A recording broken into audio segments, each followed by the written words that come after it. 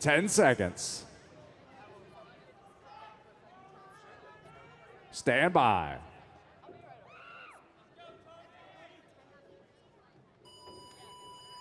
All right, folks, here we go. Again, this is heat number 1, making their way out to the competition floor to tackle their second event of today.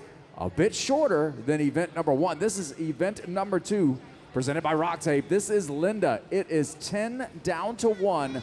Deadlifts at 295, bench press at 195, and squat cleans at 145. Now you guys will be able to track it. You see there's no chest pieces on the floor. The gentlemen advance their barbells on the squat clean portion of this. The event record, 12:09. Gonna talk about the guys in this heat down in lane number 1, Colby Thomason. Lane number 2, Nick Matthew. Lane number 3, Brian Wong. Dre Strom in lane 4. Spencer Panchek, lane 5. Tony Splaney, lane number 6. Connor Nellens, lane 7. Dex Hopkins, lane 8. Lane number 9, Josh Woodhull. And Mike Wagner rounding out the heat in lane number 10. These guys rolling through the big numbers. 10 down to 1. Folks, if you're unfamiliar with what I'm saying, it's pretty simple, folks. They're going to do 10, 9, 8, 7, 6, 5, 4, 3, 2, 1 of each of those movements.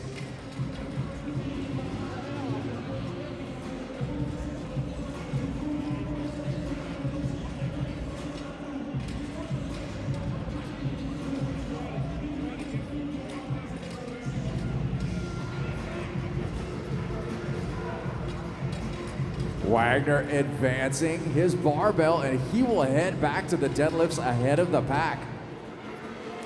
1:41 on the clock. See several of our athletes heading back as well. Panchek, Wong, and Matthew all heading back, along with Woodhull and Nellens.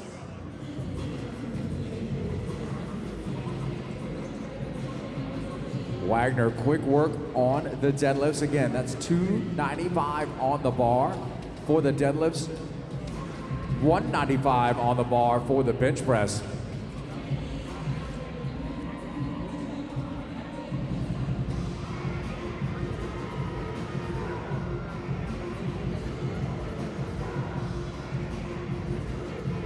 Wagner done with the first 2, coming back out for the cleans.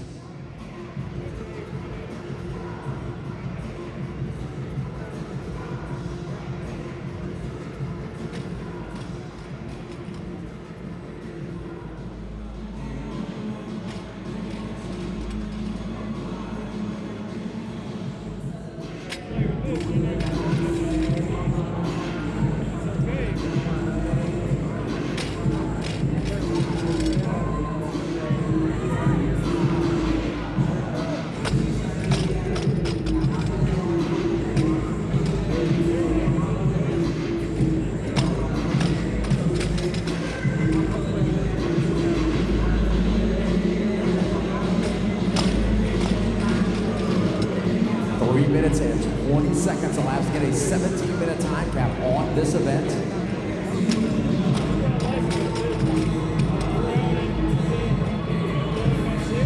Wagner looking to close out the round of 9 on the squat cleans. 1 more to go.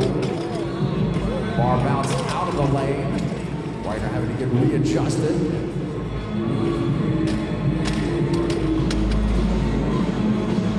Wagner advancing to the 8-rep marker as he does that.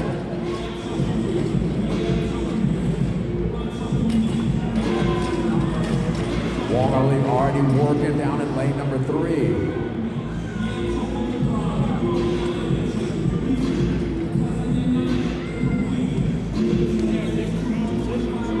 The reps descend, but I'll tell you, it takes a toll on you. Another workout if you have not done, we highly recommend you jump in and give this one a shot. The 3 bars of death has been called. But it goes by the name Linda.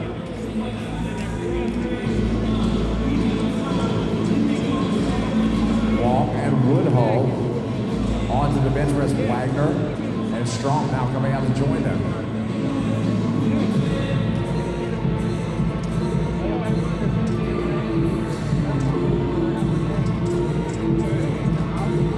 Brian Wong, CrossFit haymaker athlete, the first to the cleans.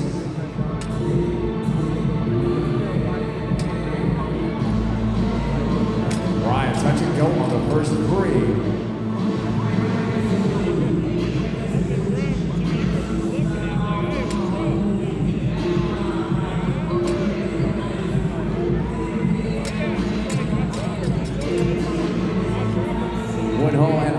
Come out to join them along with Strom and Wagner as we pass 5:16 on the clock.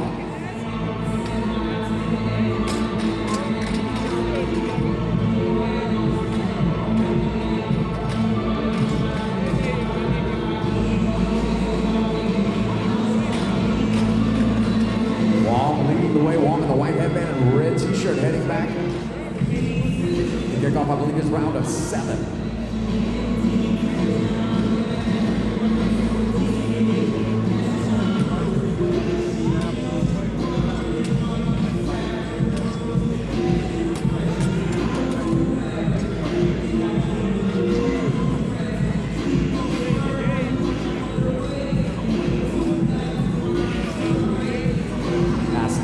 Minutes, got 17-minute time cap in place.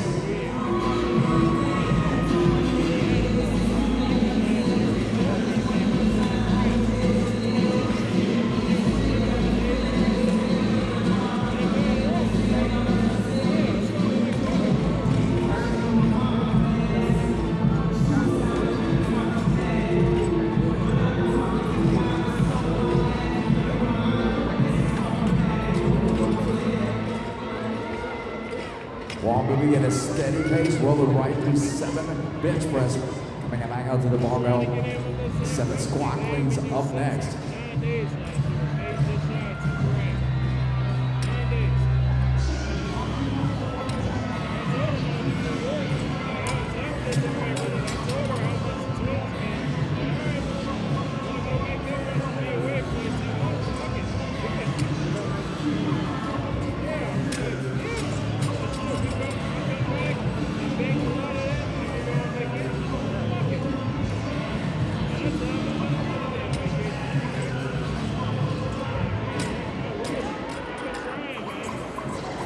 Wong wrapping up his round 7, moving the barbell to the 6 rep marker and heading back for the deadlifts.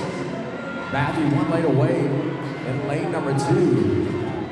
Rocking and rolling through his squat cleans. Dre Strom and Dex Hopkins tying it up for 3rd in the round of 7. Both coming back out with their squat cleans.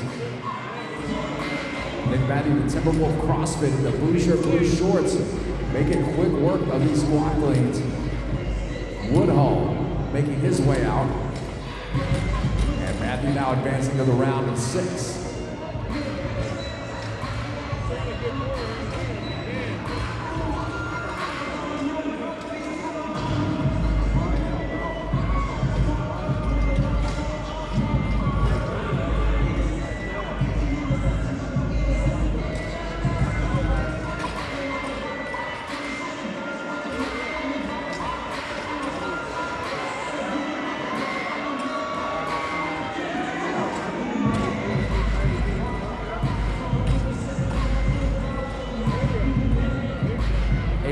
Elapsed on our clock. Wong still moving at a very steady pace, looking to close out the round of 6.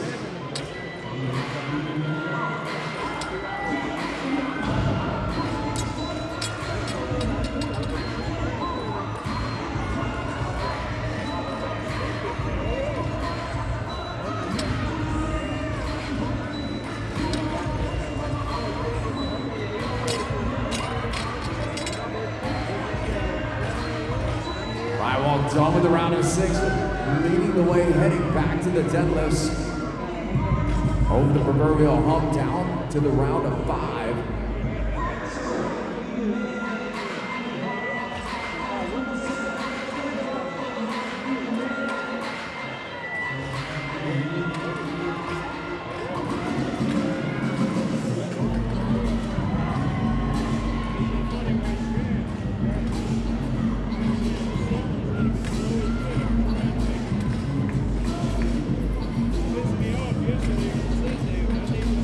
Nick Matthew and Trey Strong rounding out your 1, 2, and 3. Hopkins coming out to join him. Matthew advancing his barbell to the 5 rep marker, and he will head back.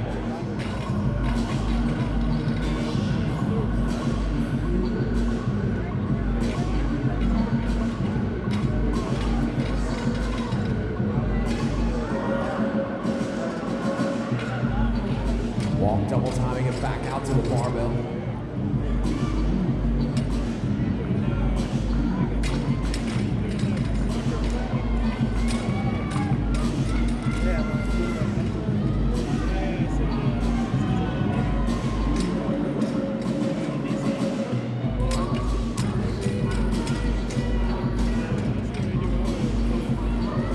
Wong moving to the 4 rep marker and hustling back to the deadlifts.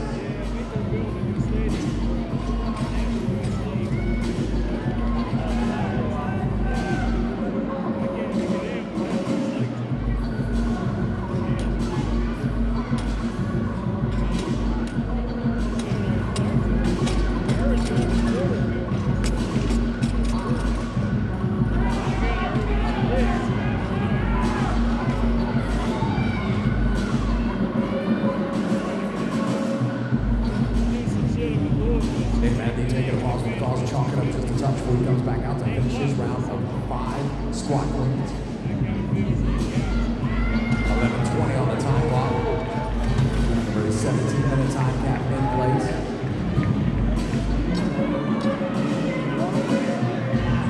Long double timing again to get back out to the barbell. We're going to finish up this round at 4.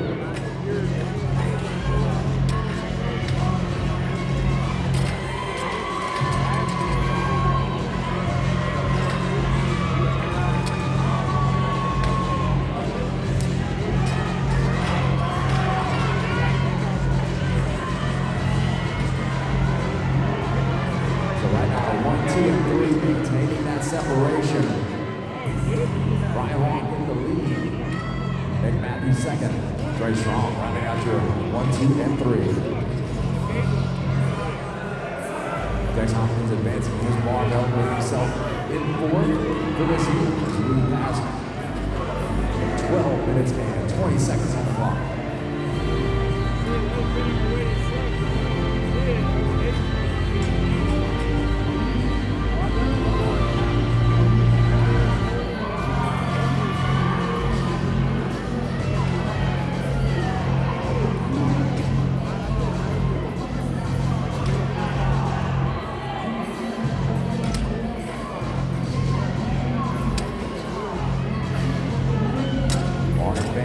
Small numbers down to the round, or the reps of 2.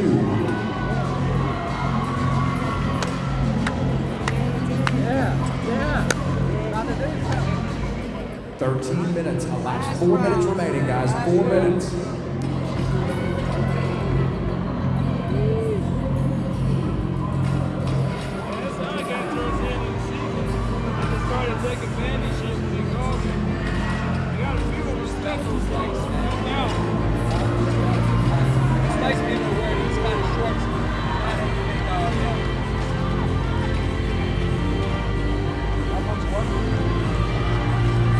Definitely on the hop, coming back out, looking to finish up his round of 2. We'll be down to a single rep of each to close it out as we approach 14 minutes. Brian wrapping up 2 squat cleans. He will advance to the final marker of 1. Again, it's becoming a running workout for Wong.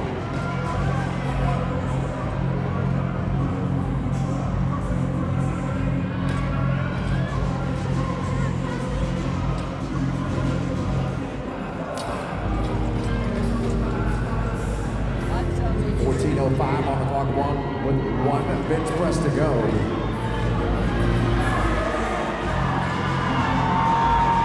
Great shot on the Jumbotron, the red shirt, red, white, blue shorts. 1 last squat clean. And Wong will cross the line right at the 14:24 mark. We'll see what his official time comes up as. But Wong will take heat number 1 and set the time to beat going into heat number 2.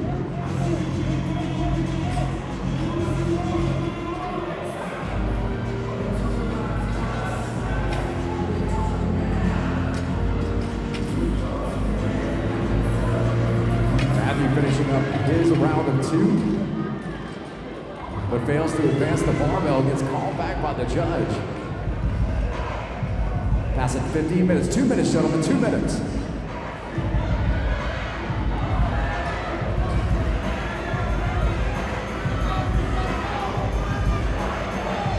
Strom and Hopkins duking it out. They will advance the barbell simultaneously. Dre on the hop. Dex looking to close the gap.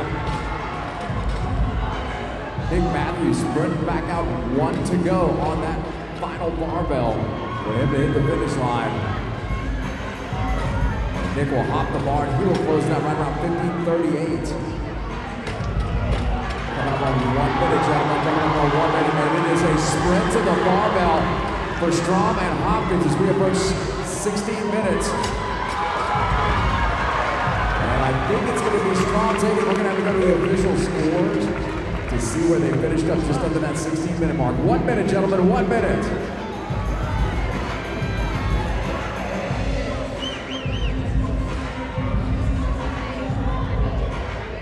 These guys with less than a minute looking to close it out. Lane number 9, Woodhull looking to hit that last rep. And Woodhull will finish up 16:21.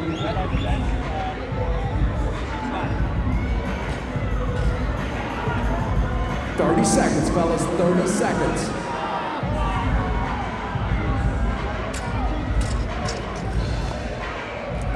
And check. His last trip to the bench. A legal sprint to the barbell, 15 seconds to go. 10 seconds. And across the line under the time is Panchek. We'll count it down. 3, 2, 1. And that's time. Big round of applause for all the fellas out there. Great job. Don't have an official time. Event number 2 is Linda. It's a CrossFit benchmark, 10 down to 1. We're gonna do deadlifts, bench press, and squat cleans. Usually this is done at a percentage of your body weight. We've standardized it here. Deadlift for the men is at 295, bench press at 195, and squat clean is 145. You're going to do 10 reps of each, then 9, then 8, all the way down to the singles. Now we can talk about the aforementioned athletes, as in the center of the screen it's going to be real easy to find them. In lane 5 and lane 6, your points leaders after event number 1. Luke Schaefer in second. Drew Wayman will be in lane number 5. He's your points leader, and who didn't see that one coming? I don't think anybody saw that coming, Brandon, but what was really impressive was that they were only 3 seconds apart in event 1. It was a sprint all the way down to the end of the floor. Saw Wayman. Here is Luke Schaefer on a banner day for the CrossFit Kilo brand, as have 2 teams, second and third in the point standings on the team, and Luke Schaefer sitting in the second position. So we're just a few seconds away, and this is going to be that interesting test to see who's going to stick around that leaderboard, because we went endurance heavy. Now it's time to play with some barbells. Athletes stand by.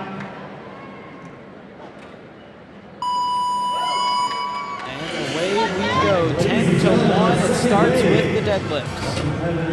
That deadlift bar, like we talked about, Brandon, is loaded to 295 pounds, and they're going to do 10 reps with it. They're allowed to go to break up their sets right from the beginning. They can drop the bar if they want to. So completely up to them how they get those 10 reps done. And then immediately they're going to go from the deadlift to the bench press for another 10 reps at 195 pounds. Bench press we've never done in any CrossFit competition at the global level, so this is the first time it's showing up here. And the bench press is honestly the heart of this workout. This is where a lot of athletes that we've seen, this is where most athletes that tackle into this is where they struggle, because we do a lot of pulling, we do a decent amount of squatting and squat cleans, but the bench press is oftentimes neglected in programming. So the ones who've had some experience on the bench press should be the ones that do really well at this event. Just joining us, or if you weren't with us last week at our first 3 regionals, the flow of this event, every time they complete a round, which ends with these cleans, they will advance the bar into the next segment of the floor.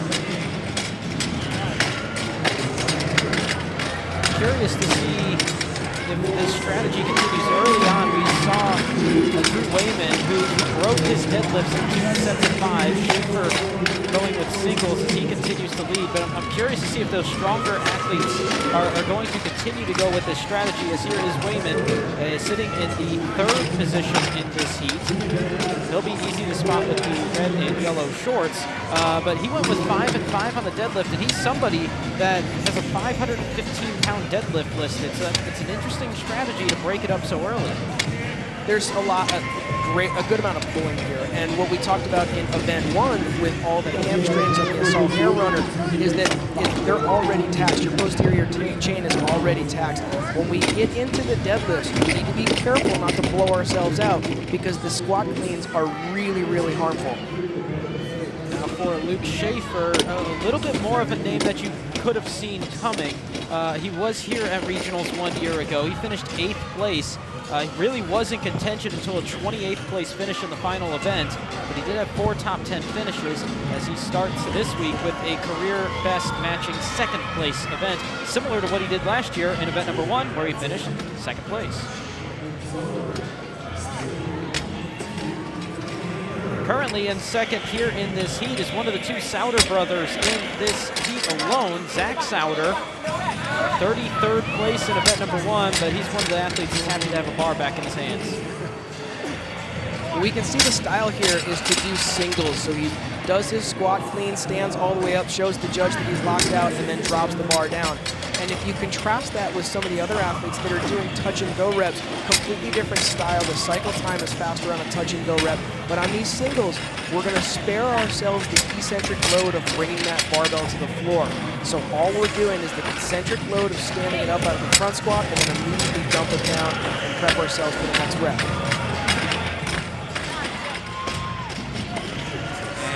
Sauter's actually going to edge ahead of Schaefer, who will find himself in 3rd. Also in lane number 4 with the gray tank top is Austin Cahoy out of CrossFit 417. There's yet another one of the affiliates with the team that's competing and doing well. Cahoy in 2nd place now. Another one of those athletes that he just wanted to get through that first event. He, I believe, is the largest athlete in the field at 6 foot tall, 220 pounds. That looks like a statue out there.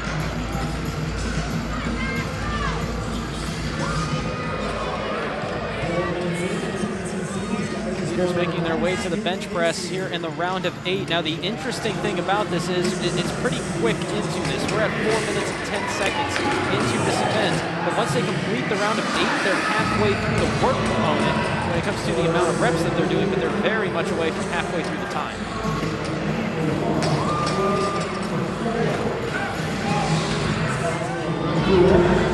The thing that you want to avoid anytime you tackle an event like Linda is you need to be very careful on the bench press not to hit failure. The goal should be to go unbroken, but obviously that's not going to be doable at these weights for everybody. If you find yourself in a position where you're reaching that fatigue point, the best thing you can do is just rack the bar up, shake the arms out, and give yourself an opportunity to recover. Because if you hit failure, the refresh point, the refresh time is really, really long. Leaders continue to be Sauter in lane number 1, that being Zach Sauter. Ryan Sauter also in this heat. He's on the top lane, Zach. In lane number 4, Austin Cahoy in 2nd. But it continues to be Sauter who looks to be slowing down when Cahoy looks very strong with the bar at this point.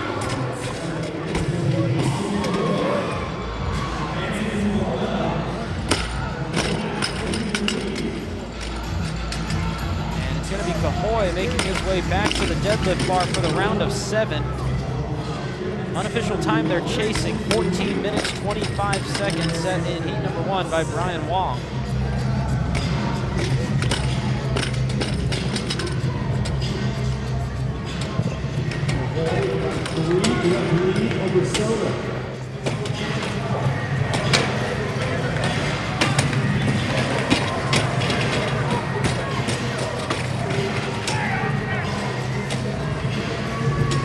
Most downward ladder workouts where we're going from 10 down to 1, we often do these in the gym.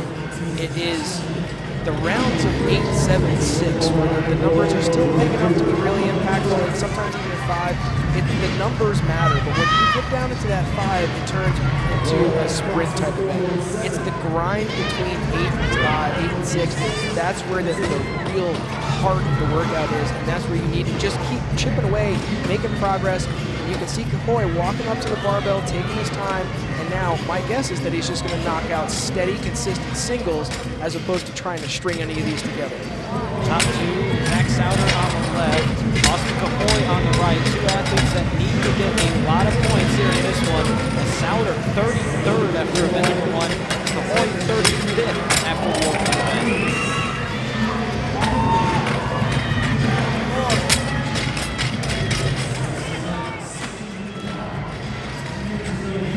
7 minutes into the 17-minute time cap, and then about halfway away from the time to beat of 14:25.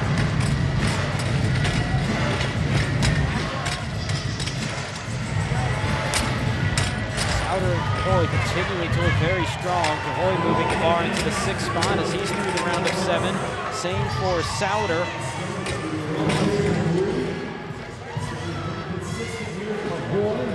Lancaster and Soder. No question about it, this event favors a bigger athlete. It favors somebody that weighs 215, 225. The bench press is just so much lighter relative to their own body weight. So somebody like Kahoy has a huge advantage in this one. Kahoy breaking up the deadlifts here in the round of 6. That's going to give Souter the lead going back to the bench, and this is a new thing that we're seeing here at Regionals, the bench press. For more there, we go to Mike Arsenault. Yes, Brandon, the first time bench is being used in a CrossFit competition, and benching under fatigue is inherently dangerous. So we have two mechanisms in terms of safety. One, 2 safety straps that are running perpendicular to the bar, and also a spotter behind the rack. Now the spotter will only assist if the athlete is visibly struggling or if the bar starts to descend. If that happens, the bar must be racked before another rep can be completed. So Rob, the question I have for you, with those safety mechanisms in place, will we see athletes push the envelope a little bit further than if we didn't have those mechanisms? That's a great question, Mike. I'm not sure that we're going to see anybody fail. My guess is that at this level, every one of these guys is bench pressed. It's been Friday. Every Friday is International Bench Day. So these guys, there's no question about it that somewhere along their CrossFit career, they laid down and did a lot of bench press. But I don't think that at this weight, we're going to see anybody get pinned. I just don't see the risk, especially at 195 pounds for guys that are this good. At the start of the round of 6, we saw Souter and Kahoy start to slow, and a man that has picked up the pace is here. James Lancaster, your new event leader, as he's into the round of 5, making his second individual regional appearance. He was 24th 1 year ago, and this is a man that he played professional football, had a few knee injuries that actually had him where he wasn't able to run or jump for a couple of years, and here he is leading the way here in heat number 2 of our second event. Since Lancaster won, Kahoy in second, and Drew Wayman has found himself back into the top 3 as we hit the bottom half of the final rounds.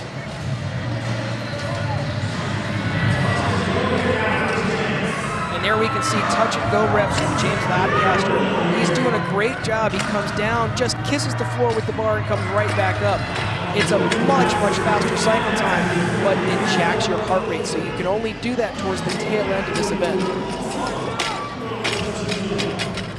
Lancaster starting to pull away both Kahoy and Wayman.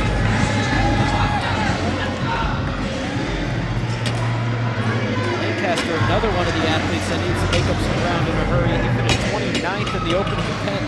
Wayman and Schaefer both holding their own in this one, and they might be sticking around the top of the points leaderboard as Lancaster continues to chip away through this event. He's on to the round of 4, and at this point you see the light at the end of the tunnel just a little bit.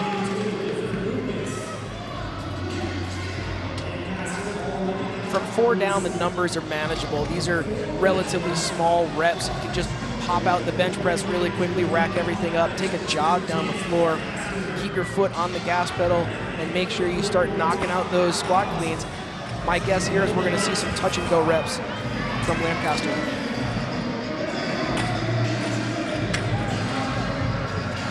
continuing to make these look easy, quick succession. Through that set of 4 on the cleans, he'll advance the bar to the 3 spot, and he's down to his final 18 reps in this event.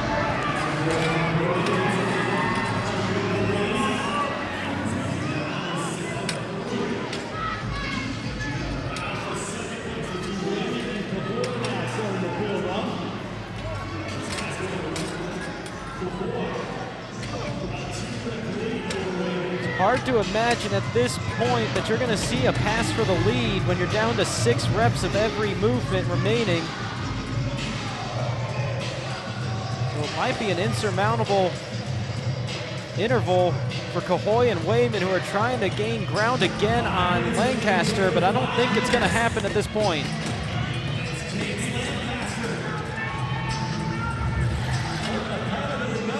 Race for second is a close one as both Wayman and Cahoy get to the bench at the same time, but this man's already back on the barbell, working on the set of 3 cleans. Now he's down to just 9 reps remaining in the entire event.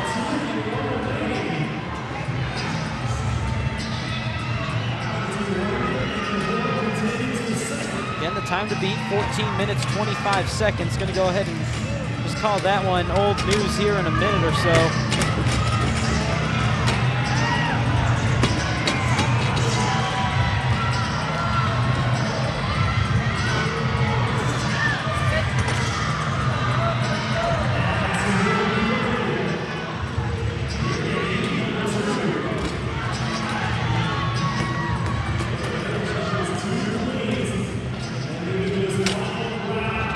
Hesitancy getting to that bar, and he's on to the final round. Just 1 deadlift, 1 bench, 1 squat clean, and what is basically the victory lap here in heat number 2. Wayman has moved ahead of Cahoy. This in the round of 2, that for second place. And Wayman continuing to just make a very impressive start for this regional. As Brian Wong, again, it's 14:23 the time to beat from heat number 1, and that's going to fall here very, very shortly as James Lancaster will make his way down the floor for 1 final squat clean.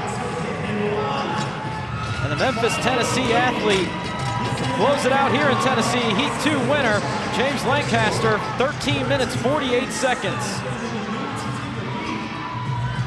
Drew Wayman onto the bar.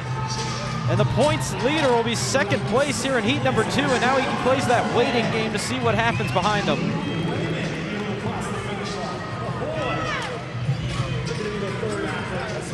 Austin Cahoy, third, in at 14:10. Nick Lancaster's time, 13:46. That'll be the new time to beat.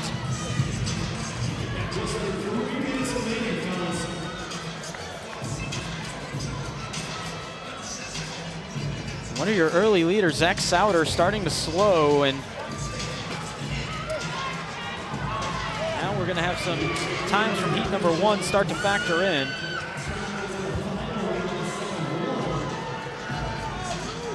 And at this point, you got to be thinking that if you came out really hot, especially after a 33rd in event 1, you got to take those home run cuts and see if they hold, I would imagine. Yeah, you need to just take that big swing and see what happens. You know, you got to come out and try something. You got to make a move. Just after the 15-minute mark, still a very respectable time, obviously, but Souter falls to 4th in the heat, and Luke Schaefer 2nd in the point standings. Left 1 final rep. He'll be in at about 15-17. Wayman and Schaefer both doing pretty much what they need to do here in this heat. Problem for them is there's 2 heats of athletes, 20 left to go behind them, and they know exactly what they need to be. It always helps to go in those later heats. Even if you're not going to go out there and specifically gun for any one time, because you can only work at your own capacity, but it definitely helps to set the benchmark for you. Don't adjust your set. This is Ryan Souter, brother of Zach Souter. He'll be our next finisher. Across the line just about under 16 minutes. On our final minute in the 17-minute time cap event.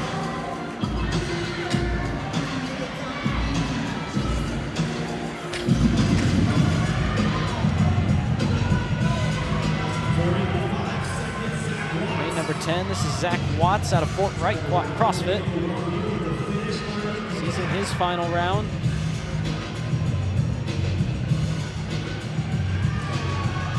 And he'll make his run down the floor for one last clean in the final 30 seconds. Plenty of time.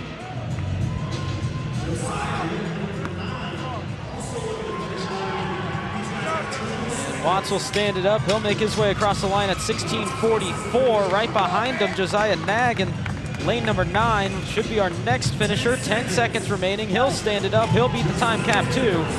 Looks like we'll have 8 of 10 athletes here in heat number 2 in under the 17-minute limit. All led by your new event leader, James Lancaster, 13:46, and that's going to be a pretty good bar to clear here in our final 2 heats. We see James Lancaster came out strong on the deadlifts. It looked really, really solid for him. He was really smart on the bench press as well. Fast reps, never spent too much time on the bench press. And as he made his way toward the last couple cleans, it was all touch and go from 5 reps down. Felt like a very smart strategy for him. Didn't come out too hot, just stayed the pace, and that pace held throughout the whole way as he leads the event. 2 heats remaining. We'll have heat number 3 coming up in a moment as they transition the floor over. You can see them changing those nameplates. Our volunteer staff, always want to thank them for the job that they do. They make this thing run, and they do so very, very quickly on these transitions. Now here in heat number 3, it's an interesting mix. We're going to have 7 guys that need to get a whole lot of points to make a move up the leaderboard after a disappointing first event. And then you'll have Marshall Creed in lane number 5. He's in 5th. In 4th place, Alex Anderson in lane number 6. And the man that sits in 3rd after one event, Joseph Totora in lane number 1. Incredible performance on event 1, 38:23. He just put on a show in the last 600 or 700 meters of that run. It was basically a flat-out sprint the last 300 meters. Scariest man after event number 1 might just be Alex Anderson, who held his own in that one, and here he gets to play with the bar. 30 seconds. Athletes to your starting match, please. As that would be Marshall Creed, who also in the top 5. He's in 5th. There's a look at Alex Anderson. Alex Anderson gutted out the last 10 minutes of that run with a really bad cramp. We could see him bang it out. Athletes stand by.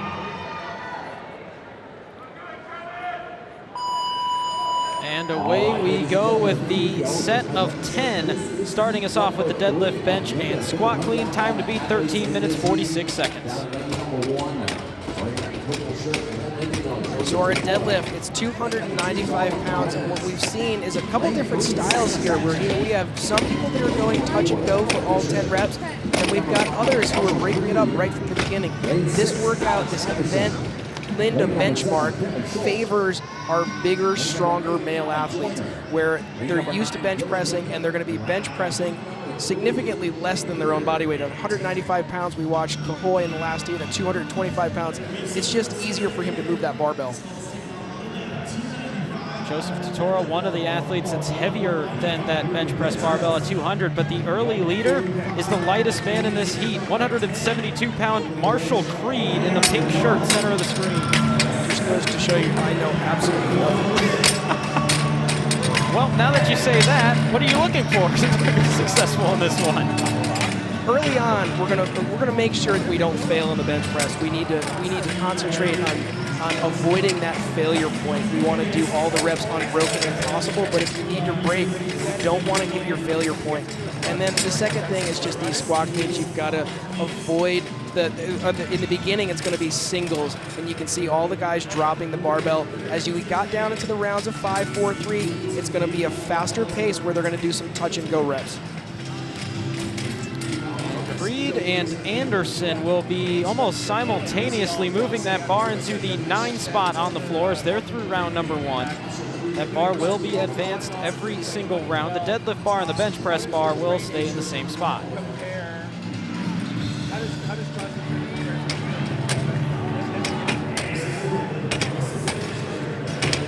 He's not moving like he's the lightest man in this heat. It's almost twice his body weight. It's really impressive how fast he's pulling that. Creed, the former outfielder, college baseball, played junior college. This is going to be the big question mark if this pace can hold, but he's doing a pretty solid job. That might be a little worrisome, though, if he's having to take that little pause here in the round of 9. It's very telling to see that he stopped at 7 reps and took a breath in. It's not really what you want to see. And at 195 pounds, if you're going to come out of the gate that hot, you should be able to rip that through 9 reps, no problem, rack it up and move along.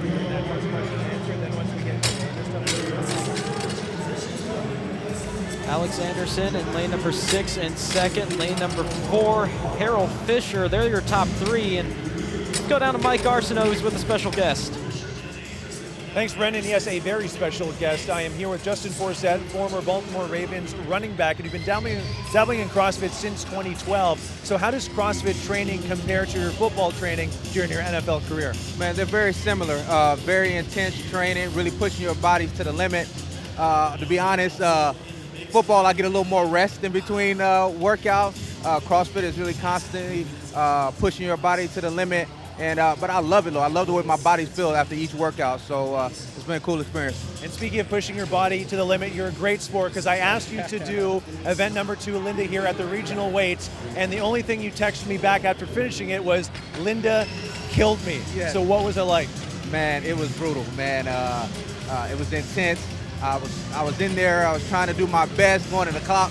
Midway through, I'm like, man, why am I putting my body through this? I'm retired. Why am I doing this? But it was good, man. My hamstrings left me. They were burnt out. My quads were on fire. It kind of really put me back in that mindset when I was an athlete training full time. But Linda got the best of me, I have to be honest. Well, the difficult part for the workout for you, interestingly, because we're saying it's going to be the bench for these guys. The bench was no problem for you. It was the deadlift that was the limiting factor. Why do you think that was? Man, the bench press, I've always been strong upper body. At the NFL Combine, I bench pressed 225, 26 times. So I was pretty good upper body. The legs right now, I'm built like a high school scoreboard. I'm built a big up top, little legs. So the deadlifts really got me instantly. The hamstrings was gone. What's your favorite part about being a part of the CrossFit community now that you're retired from the NFL? Man, the community. That's what I missed, that locker room experience that I had for 9 years in the NFL. But now I get to have it in a box where I can have a group of people where I can count on, and we can work out together and be competitive. Thank you, Justin. Hey, Rob, how many times can you bench press 225 pounds? Mike, are you trying to take a dig at me? Because my best ever was 30 reps. It's on YouTube. I'll send you the link. He's solid in the combine, actually, thinking about it. Yes, Marshall Creek continues to lead, but what we did see a moment ago on the bench press is he broke for the first time here on the set of 8, and that could be a warning sign for the man that enters this event in 5th, but he still continues to hold a small lead working into the round of 7. What we're seeing that's different here is that he's actually jogging from station to station much earlier than some of the other athletes. And I think he's probably being smart there because he knows he might get caught out on the bench and take some extra rest, so you might as well move quickly on the transitions.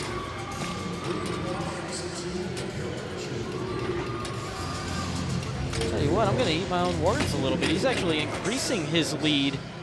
Part of that being the transition time as you see him jogging from station to station. He's not quite going with that walk that we're seeing from both Anderson and Fisher.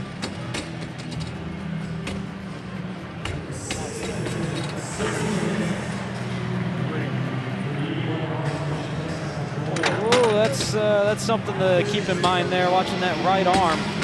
Left for us, right for him. Has that difficulty with that lockout. Top 3 all in one shot. Fisher on the right, Creed in the middle, he's the leader. Anderson in second, or make it third now on the right.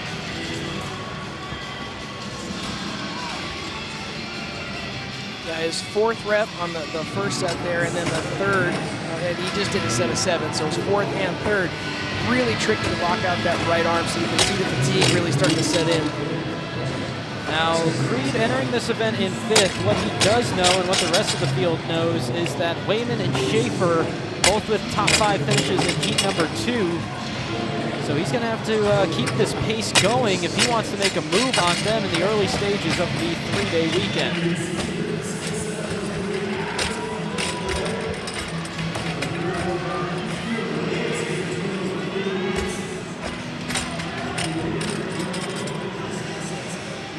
While Creed holds the number 5 spot, it's Alex Anderson that sits in 4th. Obviously very early, but 16 points away from the lead. And look at the way that he's cycling the barbell compared to Creed. Those are beautiful touch and go reps to finish up that set of 7. You can see him taking this long, slow walk back to the deadlift bar, but those cycled reps are going to be quicker over the long haul. Now Anderson, one of those athletes that when you see a barbell programmed in an event, that's just somebody who just kind of put one of those little circles around his name as a favorite. One of the strongest athletes in the field. 3rd place athlete in the point standings, Joseph Totora, is falling behind. He's in the round of 7.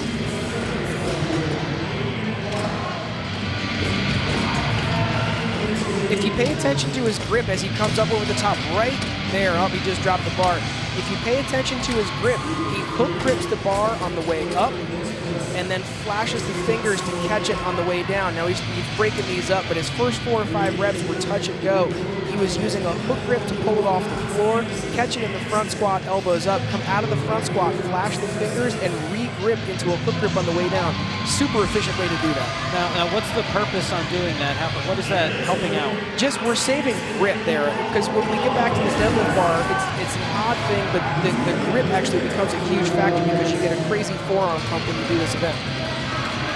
Coming into this, we said the scariest man when you're looking at the leaderboard might be Alex Anderson. A bit of an unexpected 4th place finish. He's one of the larger athletes in the field, one of the stronger ones, and here he is out in front in heat number 3.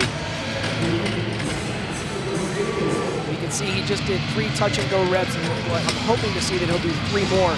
Same exact cadence, up, elbows through, catch the bar, stand it up.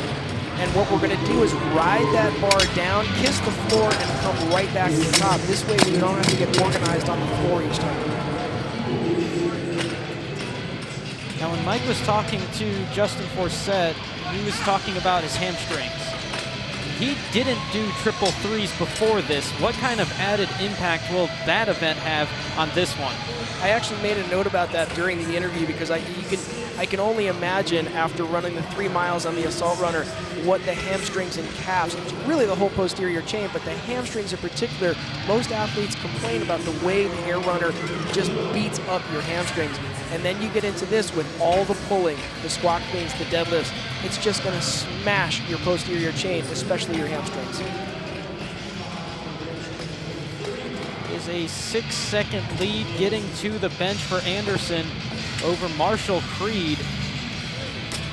As they come into this 4th and 5th in the point standings respectively, as our top 3 have pretty much separated themselves from the field for the entirety of this heat.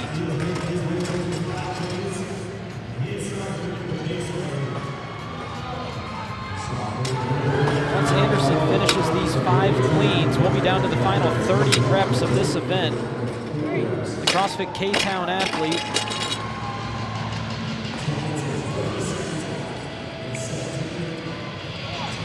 going to make his 4th consecutive appearance at the Games. Made it interesting last year. It wasn't the easiest run to get there.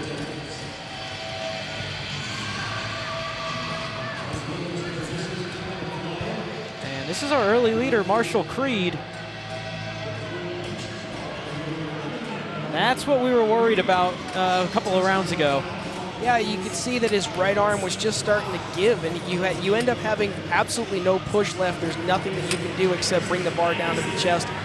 Anybody who's ever bench pressed quite a bit, you end up bringing it down, and you either have to look around for help or dump the bar left to right and get yourself out of that position. But thankfully here at the regionals, we've got spotters front and back. That was an easy grab. And at this weight, it's really not going to do any damage. You just have to collect yourself at the bottom while your spotters help you out.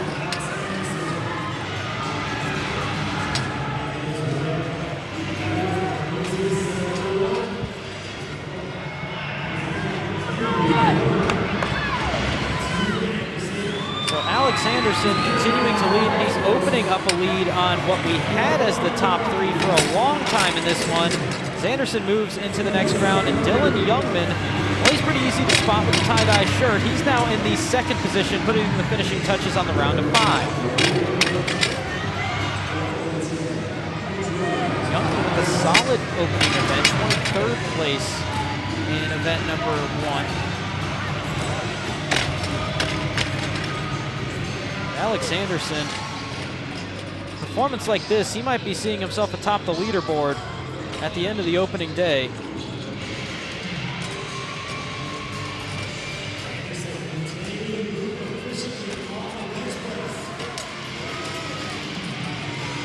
As he is a full round ahead. Of course, granted, these are the smaller rep rounds, but still a significant lead for Anderson over Youngman and the rest of the field.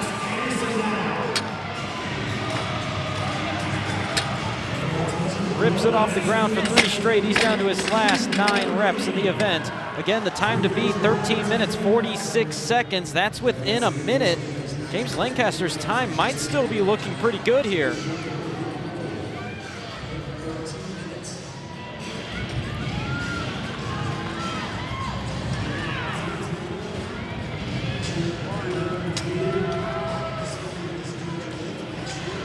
Final couple rounds, Anderson ditching the belt. At this stage of the event, you've got to be thinking about the prior heats. You need to be thinking about those scores because they really matter. You've got to keep your foot on the gas pedal, especially on the 2 and 1. It's a flat-out sprint at this point. Final round, 1 rep of each, and this is almost just the annoyance round of it.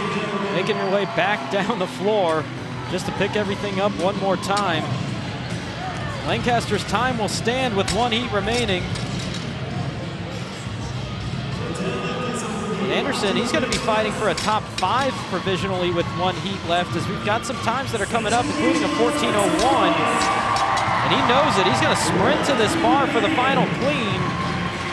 Believe this will be good for 3rd provisionally, but it's going to be a Heat 3 win for Alex Anderson, who caps off a very nice opening day, 14:06.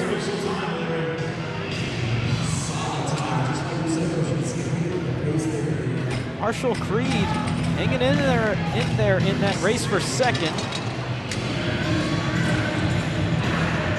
Meanwhile, in the round of 3, this is Joseph Totora.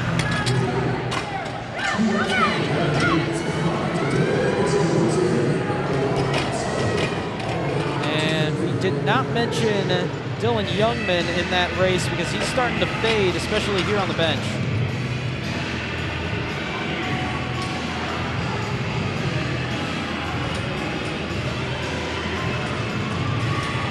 This is an impressive job by Marshall Creed. It looked like the wheels were about to fall off, and he put them right back on the bus. Good for him. A lot of times when you hit that failure point in the bench press, it just takes so long to recover, but he seems to have got himself back in order. One of, if not the smallest athlete in the field here in Nashville.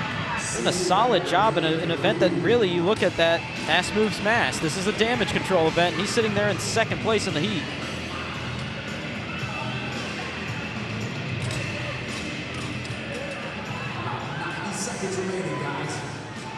All you bro on that last rep as Creed makes his way down the floor. A little bit of a hobble here. Not the first time we've seen this if you look at the regionals from a week ago too, but Creed's got plenty of time to recover now until tomorrow as he's in at 15:50. You can see how bad that calf is cramping.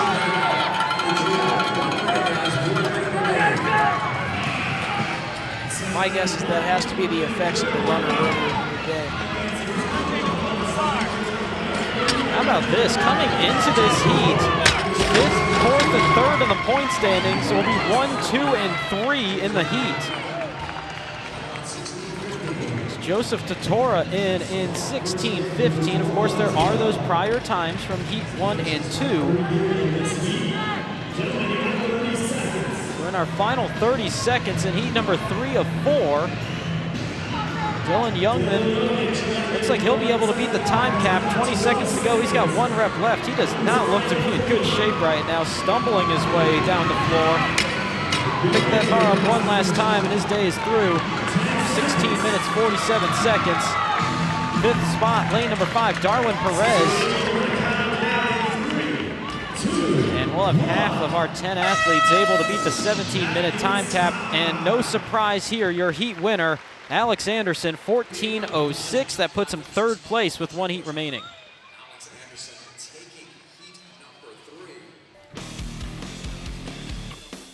Marshall Creed came out to a really strong early lead. We were surprised at his pacing on the deadlift and the bench press, but what we saw later on in the event was the failure on the bench. The spotters had to come in and rescue that bench off of him.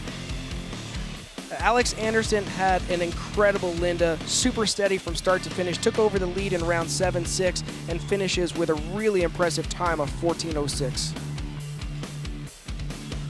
There's almost a coast to the finish line at the end of that one for Anderson as he takes heat number 3, 14:06.07, nearly 2 minutes quicker than Marshall Creed in second. Joseph Totora rounding out the top 3. So your top 3 in the point standings in this heat, 3rd, 4th, and 5th, they are the top 3 in the heat. Now you look at the Central and you think about a quarter of the field has games experience. This final heat's going to be just everybody at the top of the leaderboard. There's nobody here that's in the top 5 in the point standings after event number 1. But the men that are leading the way out of those in this heat include the 2 men that tied in points for the Central Regional title 1 year ago. 6th place, Paul Castillo. 7th place, Street Horner. Keep an eye on Castillo in lane number 9. As we are waiting to get to Castillo, who's setting up, here's a look at the man that tied him in the points 1 year ago, Street Horner, somebody that's got a lot of momentum coming into this weekend. And at almost 200 pounds body weight, this should be a great event for him on the bench press. It's going to be a little bit right around his body weight, maybe a couple pounds less. This should be a good event for Street. Now somebody that might have to do a little bit of damage control. He's a bigger athlete, but one of those ones he doesn't have the strength numbers that Horner does is Paul Castillo. Castillo's got a great set of lungs, 6th after event 1. I expect this to go well for him though. The bench press weight shouldn't affect him too much. Now we haven't forgotten about this man, Matt Fraser in the field. That automatically makes Matt Fraser a favorite. This should be a great event for Matt. At his bench press, the range of motion is going to be really quick. The squat cleans we know are going to be fast. So I don't expect this to be any issue at all for him.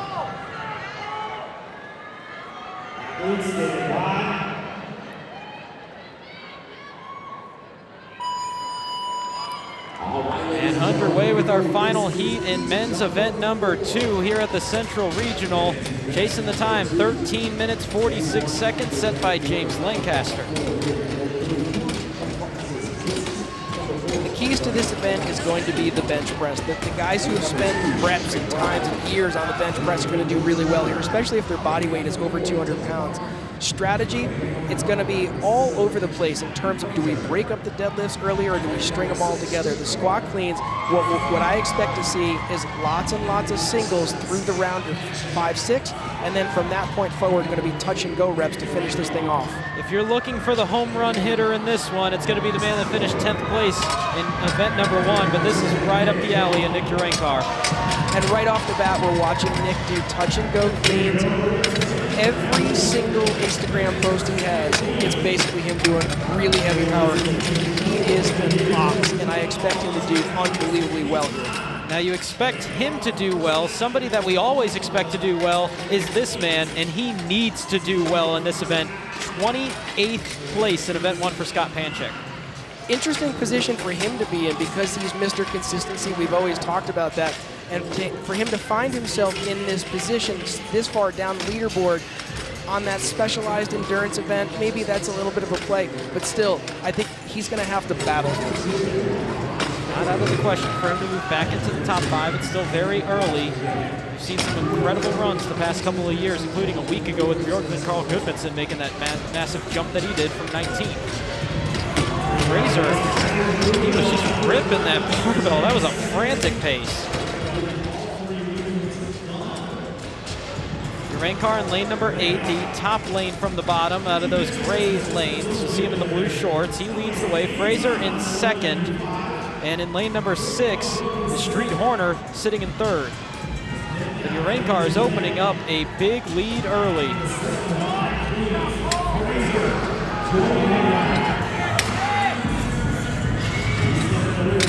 You can see Nick doing a hook grip on the pull-up, so he's got his thumb tucked into his 2 fingers, his middle finger and his pointer finger on the pull. And then as he comes up out of the front squat, that opens up, so he's just catching it in the fingertips. As he comes back down, he re-grips that hook grip, rides that to the floor, kisses the ground, comes right back up. He went 10 unbroken in round number 1. Here it looks like he's going 4 and then 5 singles. Is that anything that you put some stock in, or do you think that was part of the plan? I think it's great to come out to an early lead, especially if you know that you're going to fly through the bench. The deadlift is not going to be an issue. So you get yourself out there to a 5, 6, 7 rep lead, and then you manage the pace on the squat cleans going forward. It's one of the that would be if I was out there and I knew that I could crush the 3 movements. That's what I'd be looking for. Urankar and Fraser, along with Horner, all on an event record pace through round number 2. So we're into the 8s and give the lead to the 2-time fittest man on earth. Matt Fraser apparently also can do bench day, as he is out in front working on the round of 8. And again, once you get through this round, you're halfway through the work component in terms of the reps. One of the things that maybe we're not really thinking about, Brandon, is that if I was to set up Linda in my gym, I would have 3 barbells that were within 6 feet of each other. This transition time of having to move down the lane, roll your bar, do the work, come back, that adds 5-10 seconds per round, especially in the later rounds where you're having to move so far across the floor. It's definitely going to be impactful on your time when it comes to if you're comparing this to your Linda in your gym.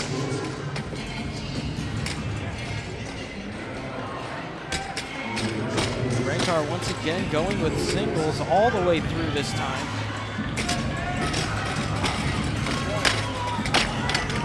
This is a real interesting round in this event once you get to that 8th set into the 7s.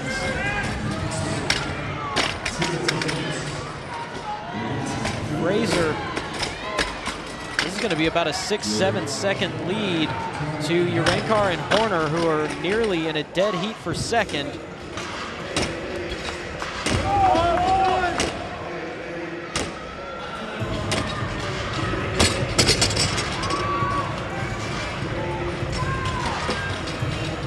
Fraser's definitely hitting that barbell. His left side's coming up faster than his right. It almost looks like he's got the grip slightly off center.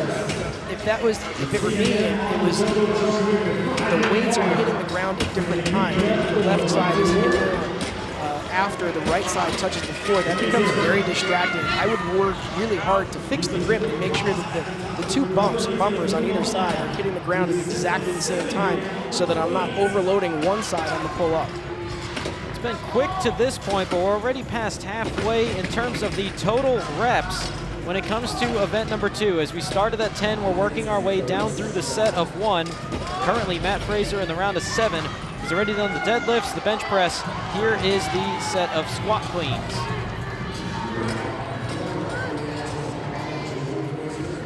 Fraser 1 in the top lane, black shirt, black shorts. Near side to the camera is Nick Urankar in the multicolor shorts in 2nd Street, Horner in white and gray, rounding out our current top 3 here in our final heat.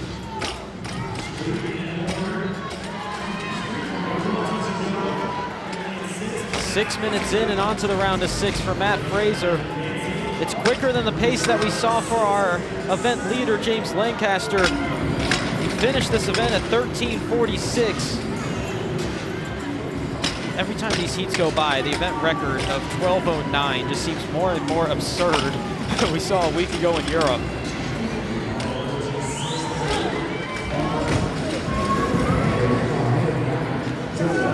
Looks like Matt made an adjustment on that set of deadlifts. It was a much more level barbell on the way up and down.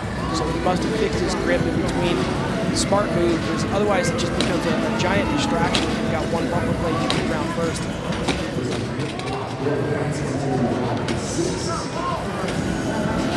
Fraser's still not in the clear in this one, obviously, as Urankar and Horner are still within about 10-15 seconds of him. And that bench press, spoke about it earlier, normally once you miss one, then it starts to kind of waterfall on you. Yeah, it starts that cascade effect, and you need to be careful not to hit that red line point where the refresh period on the bench press can be 15, 20, even 30 seconds before you can lay back down and get another rep. So we need to avoid failure.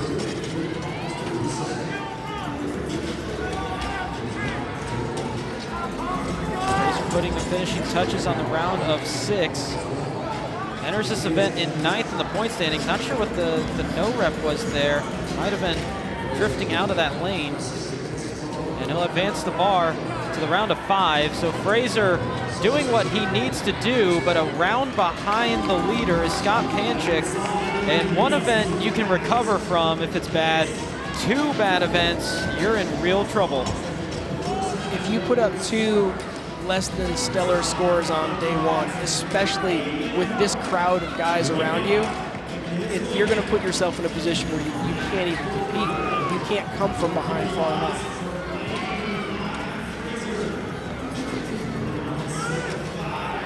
Fraser working on the round of 5, and really feels like if he gets past this round, he might be into daylight.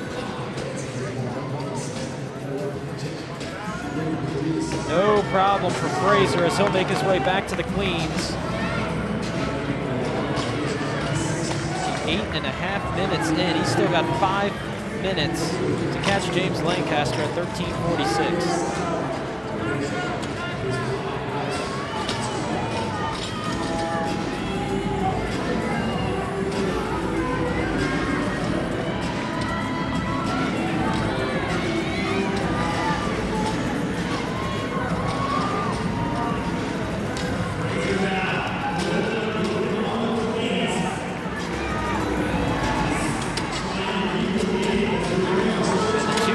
Fittest man on earth, Matt Fraser, is just down to his final 30 repetitions of this entire event as he hits the round of 4, starting with his 295-pound deadlift that have looked pretty much exactly like this at this exact same speed the entire time in this event. Hasn't changed from the first rep. Bit of an unfamiliar position too for Fraser, who you look at the leaderboard at the games and at regionals, when have you not seen him in first place, let alone outside of the top 5 after a 9th in event number 1. He does keep the streak alive. He's had 31 consecutive top 10 finishes at regionals. And it looks like he's gonna make his way right back up the leaderboard as he is well on his way to yet another event win in his regional career. It would be number 16 for Fraser.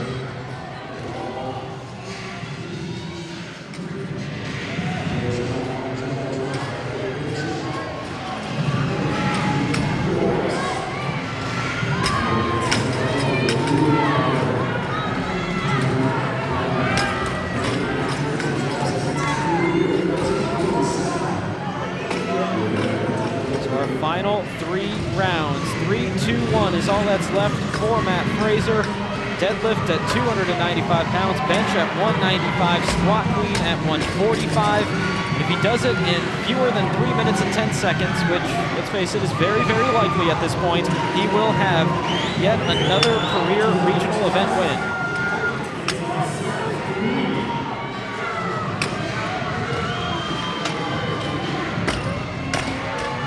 Stage with all the distance that he's got to cover, moving down the floor and coming back, there's more time spent in transition than actually doing any work. Now, as Fraser is putting the finishing touches, he'll have just a couple of rounds remaining, the round of 2, the round of 1. He's going to have to catch the time of Andre Ganin, 12 minutes, 9 seconds. That would be the event record. It'd also be overkill when it comes to this regional, as 13:46 the time to beat. As Fraser, just 3 reps of everything remaining total.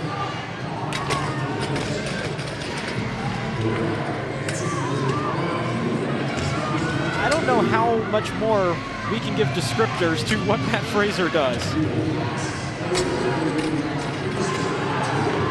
Just moves so efficiently. I mean, with the barbell, it's just obvious that he moves so well, especially on the squat cleans with this volume. He looks tired, but every movement, every rep looks like the round before. It just never falls apart. It's time for the victory lap round for Matt Fraser. He's got a minute 40 to catch James Lancaster's time from heat number 2, which has held on valiantly. It's about to go down to the 2-time fittest man on earth, and on the update show this morning, they compared him to Thanos from the Infinity War. In an event like this, you might as well just say that Thanos has picked up the Power Stone. And Matt Fraser will find himself right back into the top 5. It was 9th place in event number 1. He's just got 1 rep remaining. And it'll be career regional event win number 16 for the two-time fittest man on earth.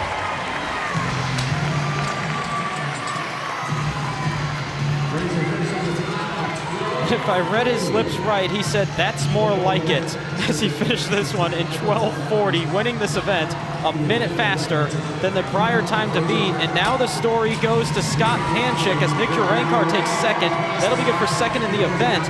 And Scott Panchik is in severe danger after day number 1, 28th place in that first event. He's trying to make up ground, but he's got to get some wins and some top threes, and he's seeing position after position go by him. He's here in lane number 10. This is Nick Block that'll finish. Panchik still with another round to go after this one.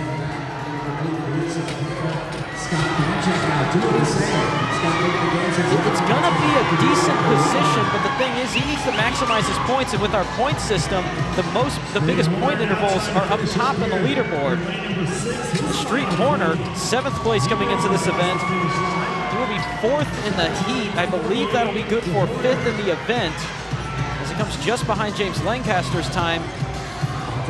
Zach Bunton, the man that nearly hung on for a coast-to-coast win in event number 1. He's good to go. I had to clarify that one with the judge. I'm not sure if that's going to cost him a spot, though. There's a couple times around there. Scott Panchik in 14:10. That might be good enough for a top 10 finish. We're going to see how that shakes out. And he might be finding himself trying to pull something off like Bjorkman Carl Goodmanson did a week ago with that miracle comeback. The defending regional champion, Paul Castillo, 1 spot out of the top 5 after the opening event. He's one of a couple athletes left on the floor.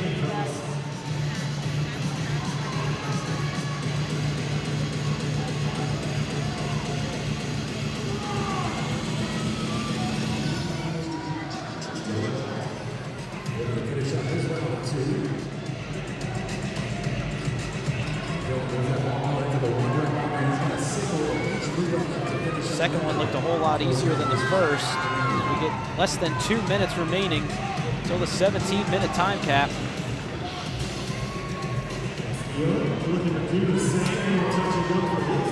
And part of this isn't that he's doing poorly in this event, it's just how fast everybody else has been moving in this one.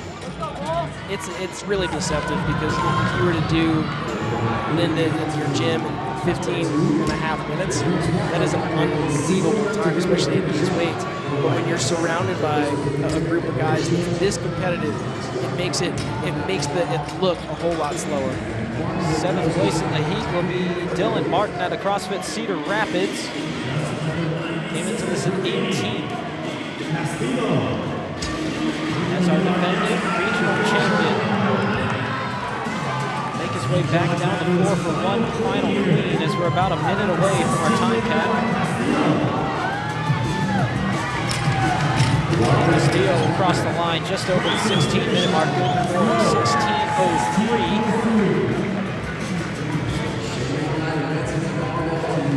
And that leaves Shane McBride and George Sterner as our last 2 athletes. McBride in the green shorts, Sterner working on the deadlift.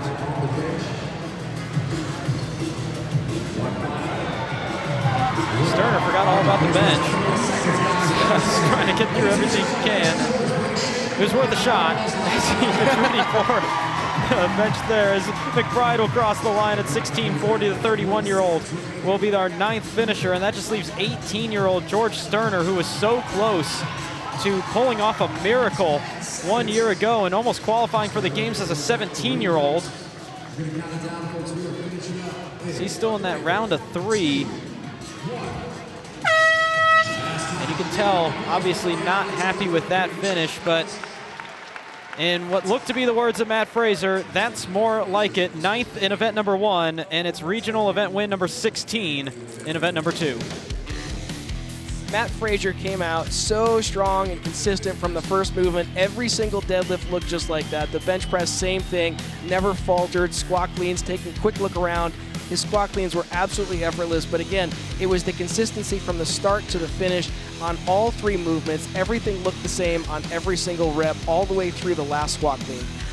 And Matt Fraser with that win will likely put him right back into the 5 after the opening day of the Central Regional here in Nashville, as he takes it by 20 seconds over Nick Urankar. Nick Block rounding out our top 3, but with the 2-time fittest man on earth, let's go to Mike Arsenault. Matt, the accolades continue to accumulate. That was your 16th regional win so far in your CrossFit career. I noticed midway through that event, you were trying to keep an eye, shooing people away from the score clock so you could keep an eye on it. What was your timing strategy on the intervals throughout that event? Oh, I had no strategy. You know, I never did this workout all the way through in practice, so it was just kind of going with how I feel. What was the most difficult portion of that event?